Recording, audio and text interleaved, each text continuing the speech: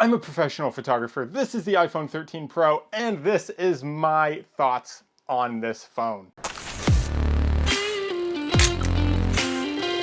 Work hard, rest often. What is going on, everyone? It is Finn Badgley, and I've been using the iPhone 13 Pro for a couple months now, and I thought I would give you my thoughts on it as a professional photographer.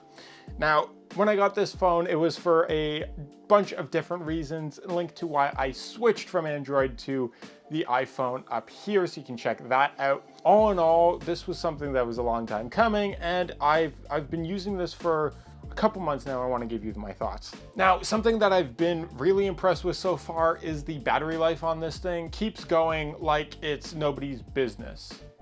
My light just died. Well, we're just gonna keep going. It's just gonna look a little moodier now. One thing that I was really impressed with, yes, the battery life. Okay, battery life, back on track. Battery life. I have never actually ran it down in a day, and I've been like taking photos with it. I've been shooting videos, using it for a bunch of different purposes, you know, social media, uploading things, TikTok, yada, yada, yada. And I've never killed the battery in less than a full day. And I've definitely done that before with other phones, especially if I'm recording for long periods of time. Like, actually, I was doing some stuff for a musician friend of mine, and I filmed a bit of extra behind the scenes stuff with my phone, and I had it going intermittently for hours, and it held up the entire time. It didn't die on me out of nowhere or anything. And that was the ultimate test to this thing's battery life. Like, it was very impressive. So if you're planning on using this for additional angles, additional B-roll, if you're just gonna take some photos and videos, know that you can actually get a lot of battery out of this phone. I'm super, super impressed. In using it, I've never had to worry about too much. I'll be, you know, driving one place with my GPS going, listening to music on Bluetooth in the car, listening to Bluetooth headphones if I'm getting groceries or something like that. And it's never let me down. And if it did, you know, you have portable batteries and battery banks and cables out the wazoo, but I've never really needed to use them, even when I'm out shooting or anything like that. And durability wise, this thing is impressive. Now, I do have an intense case on this. It's like a double layered rugged case thing. I've dropped this quite a few times now, and it's still kicking. Yes, I have a tempered glass screen protector on there. Yes, I have a decent case on it, but even so, I've dropped it face down from a decent height and it's still kicking. Obviously, I'm not going to be like throwing it against walls and doing any huge durability tests on it, because this is my daily driver phone and I'm not gonna throw it to the wolves like that. If I had a second one, sure, why not? For the views, might as well. But that's not this kind of channel. So, but the capability that this phone has, it's actually impressive. Now, let me get to the thing that all of you are here for, because yes, I'm a professional photographer. The elephant in the room is this right here, right front and center. If it'll focus, will it focus? There we go. That is why you're here. What is the camera on this phone like?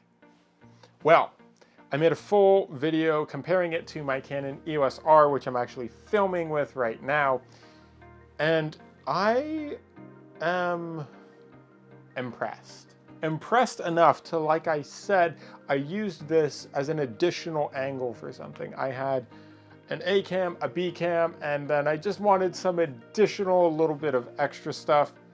So I pulled out my phone and filmed it on that, which I've never done before. Let me reiterate that. I've never used a phone as an additional angle. But this thing, it did it. And the quality out of it wasn't to the same degree necessarily, but it was still usable and it still worked and it still made sense. And for additional stuff, especially for socials and different things like that, and just to get a more authentic vibe, it has a great trade-off of being real and authentic and actually still being high quality. It's not like, it doesn't look like it was shot on a potato or something like that. Like, phones 10 years ago were. It's surprisingly usable, and I've started using it for more stuff every day. I've started using it more on my TikTok, where before I tried to just mainly film using my fancy camera setup like I usually do. But I've started incorporating that more. I've even uploaded videos onto this channel using my iPhone. Let me know if you guys actually noticed or if you didn't, because it's something that makes creating for me easier. And yes, I'm not gonna use this as my main camera on like a large shoot or something like that. If I need some additional behind the scenes photos and I know that it's gonna be high quality, yeah, I'll pass this to my assistant and get them to take some photos. Or yeah, I'll stick it on like a tripod or something and get some additional B-roll or some behind the scenes stuff for whatever. It's great for that, and it's made me take more photos with my phone in general, which is something I wouldn't really do before. If I went out, I'd have to have a camera with me specifically to take photos. But now if I'm out and I don't have a camera with me and I just have my phone and I see something that is worth taking a photo of, I will pull out my phone to take that photo rather than letting that moment pass by.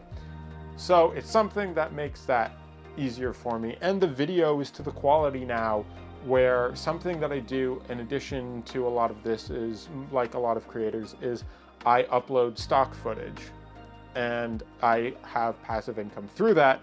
And there are times when I'm out and about and I don't always have a expensive camera with me, but I can pull this out and get something that can actually make me money, which is why it just makes sense. And it's something that if you don't have an expensive camera and you have your iPhone, you can get away with really easily. The gap is shortening. And honestly, I am really impressed by this phone. Now, yes, it's not cheap, but I think for me, it's justified. Not just because I can make content about it, but partially. I will admit there's that level to it. I'm not gonna lie to you. It makes my life easier and it's reliable, and I worry less, and it makes content creation, it makes my day-to-day easier. And I think that's the main thing it should do, aside from, yeah, the screen is incredible and looks super cool and I love seeing my photos on it. And yeah, it's great to watch videos on and stuff like that because they look great, because you know, and the sound out of it is incredible. I don't have a lot bad to say about it besides it being really expensive. The headphone jack, I've gotten used to that at this point. I have wireless earphones all the time, so it's nothing really annoying me there. I did have to get a bunch of lightning cables. I had a couple because I usually would keep them in my car if I was with a friend who had an iPhone and wanted to charge it, because that's the type of person I am. But the USB-C thing, if it was USB-C, would be easier. So that's okay. That is my one gripe. Make the iPhone USB-C, and then we'll talk. But until then, I am actually very impressed with this phone across the board. Let me know your thoughts. Do you have the iPhone 13 Pro you're thinking of upgrading? Anyways, this is the thoughts from a professional photographer. If you enjoyed this video, make sure to drop a like, leave a comment if you like this kind of thing, and want to see more different reviews from me in the future. Subscribe if you haven't already. Hit the bell to be notified when I post new videos so you never miss an upload. Work hard, rest often, and as always, I will see you on the next one.